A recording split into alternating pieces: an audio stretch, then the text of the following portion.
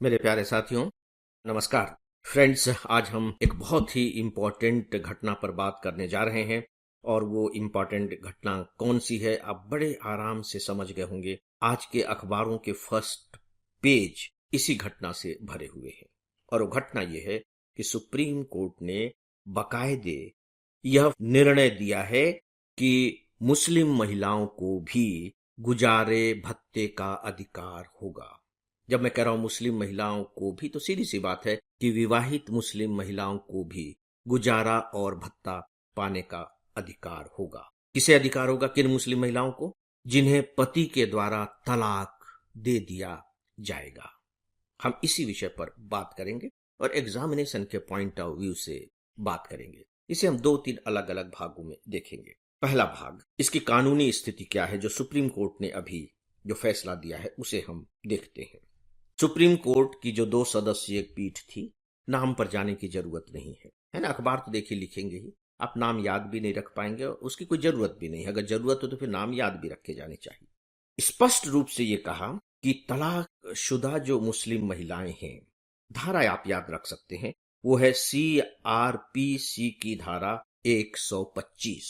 CRPC की धारा जो 125 है, उसका संबंध ही गुजारा भत्ता प्राप्त करने के प्रावधान से है, स्पेशली इसी के लिए है।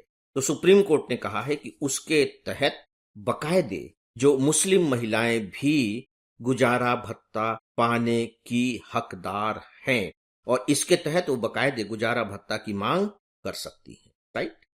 यहां आपको एक बात ध्यान में रखनी होगी। आपको मालूम है कि नई संहिताएं लागू हो चुकी हैं, तो अब लेटेस्ट जो धारा इस पर लगेगी वह है भारतीय नागरिक सुरक्षा संहिता की धारा 144। मैं रिपीट कर रहा हूं, भारतीय नागरिक सुरक्षा संहिता की धारा 144 अब ये लेटेस्ट है। ठीक है। ये मामला क्या था? देखिए, मामला बहुत सिंपल सा था कि पति थे, मुस्लिम पति, नाम उनका था अब्दुल समद। उन्होंने तलाक दे दिया। तलाक जब दिया गया तो बकायदे जब लोअर कोर्ट, जो परिवार न्यायालय होते हैं, जो फैमिली कोर्ट कहलाते हैं, वहां मामला गया और वहां उस कोर्ट ने कहा कि नहीं, आपको हर महीने अपनी पत्नी को 20,000 रुपए गुजारा भत्ता के रूप में देना पड़ेगा। फिर जो पति थे वे हाई कोर्ट चले गए, तो हाई कोर्ट ने कहा कि नहीं, भत्ता तो आपको देना पड़ेगा, ठीक है, 20,000 न दे करके आप 10,000 रुपए दे दीजिएगा। लेकिन यह भी उन्हें स्वीकार नहीं हुआ, तो फिर वो सुप्रीम कोर्ट चले गए। तो सुप्रीम कोर्ट ने ही अब ये फैसला दिया है कि नहीं, आपको गुजारा भत्ता देना होगा। तो ये एक पक्ष हो गया जो कानून की बात कह रहा है। लेकिन सुप्रीम कोर्ट ने इस समय बाकायदे संविधान की भी बात कही है और मुझे लगता है कि जो संविधान की बात है वो बहुत इंपॉर्टेंट है, बहुत इंपॉर्टेंट है।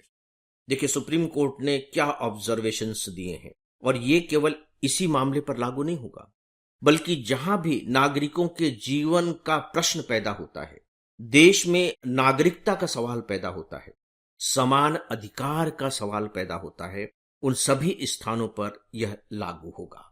सीधी सी बात है कि हमारे देश में अलग अलग वर्ग, धर्म, जाति, परंपरा के लोग हैं, सबके अपनी अपनी परंपराएं हैं, वो एक बात है। लेकिन कहीं ना कहीं हम एक ही देश के नागरिक हैं, हम भारत के नागरिक हैं। तो एक ही देश के नागरिक होने के नाते कहीं ना कहीं कुछ मामलों में समान कानून भी होने चाहिए और कम से कम ऐसे मामलों में तो होने ही चाहिए जिनका संबंध जीवन के अस्तित्व से हो। कल्पना करके देखिए कि एक मुस्लिम महिला है जो पूरी तरह से अपने पति की आय पर निर्भर है, उसे तलाक दे दिया जाता है, उसके 1-2 बच्चे भी हैं, बच्चे चलिए नहीं भी हो मान लीजिए, वो पढ़ी लिखी नहीं है, वो अपना जीवन यापन कैसे करेगी? आप उसे बिल्कुल सड़क पर छोड़ देंगे, चाहे पर्सनल लॉ आपका कुछ भी क्यों ना कहता हो। तो इसे सुप्रीम कोर्ट ने बहुत स्पष्ट कर दिया है। सुप्रीम कोर्ट ने कहा है कि यह जो अधिकार है, गुजारा भत्ता पाने का अधिकार, ये बेसिकली विवाहित महिलाओं का मौलिक अधिकार है। व्यंग में साफ तौर पर नाराजगी के साथ सुप्रीम कोर्ट का यह वाक्य है कि अगर आप भरण पोषण दे रहे हैं, यानी कि गुजारा भत्ता दे रहे हैं, तो ये कोई दान का मामला नहीं है कि आप दान दे रहे हैं। ये विवाहित महिलाओं का मौलिक अधिकार है और आपको मालूम है कि यदि फंडामेंटल राइट्स किसी को भी घोषित कर दिया जाए तो सभी नागरिकों पर समान रूप से लागू होता है। सुप्रीम कोर्ट ने आगे कहा कि यह ऐसा अधिकार है जो भारत में धर्मनिरपेक्ष है और धार्मिक सीमाओं से परे है। देखिए, यहां धर्म की बात उन्होंने स्पेशली कही क्योंकि यह मुस्लिम महिला का मामला था और मुस्लिम के अपने पर्सनल लॉ हैं। आगे सुप्रीम कोर्ट ने कहा है कि यह ऐसा अधिकार है जो सभी विवाहित महिलाओं के लिए, देखिए बहुत क्लियर कर दिया है कि अब जो दूसरे धर्म के लोग, दूसरी परंपराओं के लोग हैं, वे भी अब ज्यादा विवाद में न पड़े। यह एक ऐसा अधिकार है जो सभी विवाहित महिलाओं के लिए लैंगिक समानता, जेंडर इक्वलिटी, हमारे यहां मौलिक अधिकार है इक्वलिटी का, जेंडर इक्वलिटी है। यहां पुरुष और महिला में भेद नहीं होना चाहिए, जेंडर इक्वलिटी, और वित्तीय सुरक्षा के सिद्धांत को और मजबूत करता है। यानी कि मुस्लिम महिलाओं को भी गुजारा भत्ता का अधिकार है। ये दो तरह के सिद्धांतों को मजबूत बना रहा है। पहला तो यह कि स्त्री और पुरुष दोनों समान हैं, और साथ ही साथ सभी को वित्तीय सुरक्षा प्राप्त करने का अधिकार है, और गुजारा भत्ता का संबंध वित्तीय सुरक्षा से है।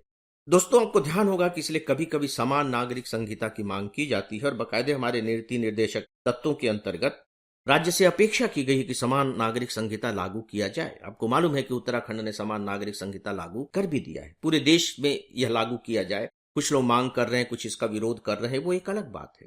यदि कुछ मामलों में समान नागरिक संहिता लागू कर दी जाती है तो सीधी सी बात है कि फिर इस तरह के विवाद हमेशा हमेशा के लिए समाप्त हो जाती है।